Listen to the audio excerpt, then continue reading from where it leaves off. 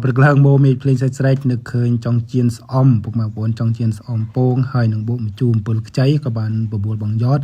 រៀបចំមកបេះត្រួយស្អំផងដែរនឹងឯពុកម៉ែបងប្អូនហើយចំពោះការងាររបស់ខ្ញុំថ្ងៃនេះផងដែរថៅកែកាត់បានអុយខ្ញុំនឹងបងរៀបចំកាត់ត្រេនផងដែរថ្ងៃនេះក៏កាត់ច្រើនផងដែរនឹងឯពុកម៉ែបងប្អូនកាត់ប្រហែលជា200ផ្លែដឹងពុកម៉ែបងប្អូនព្រោះមានគេកំងលំ100ផ្លែហើយក៏លក់ឲ្យបងប្អូនខ្មែរយើងប្រហែលជា50គីឡូចឹងផងដែរនឹងឯពុកម៉ែបងប្អូនហើយក្របព្រឹកឡើងចំពោះថ្ងៃនេះខ្ញុំក៏បានរៀបចំកាត់ត្រួយស្អំដើម្បីយកទៅជៀនពងហូបពុកម៉ែបងប្អូនយកជៀនពងហូបរបៀបញីព្រោះមេឃភ្លេងប្រយទៅអត់បានស្រោចទឹកស្រោចអីទេពុកម៉ែបងប្អូនពេលព្រឹកអញ្ចឹងគឺអត់បានស្រោចទឹកទេហើយកន្លែងហ្នឹងបងប្អូនមើលគាត់ស្រោចទឹកគឺស្រោចទឹកដើមឈើដែលវានៅក្នុងកូនរោងគឺវាអត់ត្រូវទឹកភ្លេងអត់ត្រូវអីទៅបងមើលគាត់គេរៀបចំស្រោចទឹកត្រេនស្រោចដំណាំនៅនេះតែងទួចខ្ញុំនឹងបងយត់ក៏បាននឹងគ្នារៀបចំ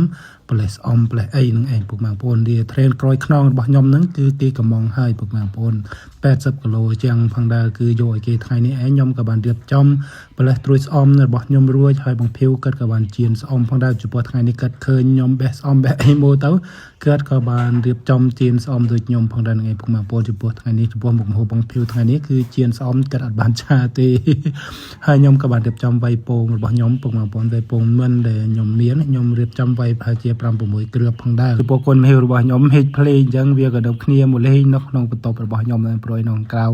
ដីវាសើមដីអីទៅគឺមេវាអត់ចូលចិត្តរបៀបសើមអញ្ចឹងទេពុកម៉ែបងប្អូនវាក៏នៅគ្នាមួយលេងបន្ទប់របស់ខ្ញុំហើយខ្ញុំក៏រៀបចំវាយពងរបស់ខ្ញុំហើយនឹងស្អំដើម្បីយកទៅជៀនហូបសម្រាប់មុខម្ហូបរបស់ខ្ញុំព្រឹកនេះគឺបានជៀនស្អំរបៀបញញទេពុកម៉ែបងប្អូន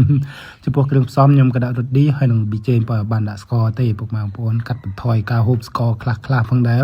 បងមើលកាត់គេរៀបចំជួយលាងនេះលាងនោះទៅហើយបងយត់គាត់ក៏ជួយរៀបចំធ្វើនេះធ្វើនោះផ្លេសខ្ទឹមផ្លេសអីផ្លេសម្ទេសផ្លេសអីហ្នឹងឯងពុកម៉ែបងប្អូនចំពោះពងរបស់ខ្ញុំក៏បានជៀនឆ្អិនរួចស្រេចផងដែរខ្ញុំក៏បានឲ្យគាត់លីងខ្ទឹមចាំលីងខ្ទឹមហើយនឹងម្ទេសដើម្បីបុកមួយជូរអំពិលខ្ចីពុកម៉ែបងប្អូនបុកជូរអំពិលខ្ចីលាយជាមួយស្អំពងលាយជាមួយពងជៀនស្អំរបស់ខ្ញុំនឹងហូបជាមួយគ្នាបងយត់គាត់ក៏បានរៀបចំលាងអំពិលទៅបងមើលគាត់ក៏រៀបចំលីងម្ទេសលីងអីគឺចែកខាងយើងទៅធ្វើព្រោះអីថ្ងៃនេះមិនបានមានអត់មានណាតណៃពេលព្រឹកព្រោះមេឃភ្លេងយើងអត់បាច់ស្រោចអីពុកម៉ែបងប្អូនអត់បាច់ស្រោចដំណាំស្រោចអីទៅក៏បាននៅជុំគ្នាក៏បានជួយគ្នាតែម្ដាយមួយជើងចំពោះបុំជូរអំពិលខ្ចីរបស់ខ្ញុំក៏បានរួចស្រេចជុំហូបជាមួយពងទាពងមិនជៀនស្អំពុកម៉ែបងប្អូន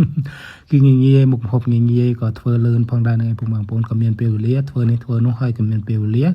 កាត់វីដេអូឲ្យពុកម៉ែបងប្អូនមើលទាំងព្រឹកផងដែរនឹងឯងពុកម៉ែបងប្អូនក៏បានរួចស្រេចក៏នឹងគ្នារៀបចំទុំហូបដាក់ចានស្រូបអ្នកមួយចានផងដែរបងមួយចានខ្ញុំមួយចានហើយតកែរបស់ខ្ញុំមួយចានទុកឲ្យគិតនឹងឯងពុកម៉ែបងប្អូនគាត់ហូបពេលណាក៏ហូបទៅនឹងឯងពុកម៉ែបងប្អូនខ្ញុំតែងតែចាប់ទុកឲ្យគិតផងដែរគាត់ហូបក៏ហូបមិនហូបក៏អត់នឹងឯងវីដេអូរបស់ខ្ញុំក៏មានតែប៉ុណ្្នឹងទេអរគុណ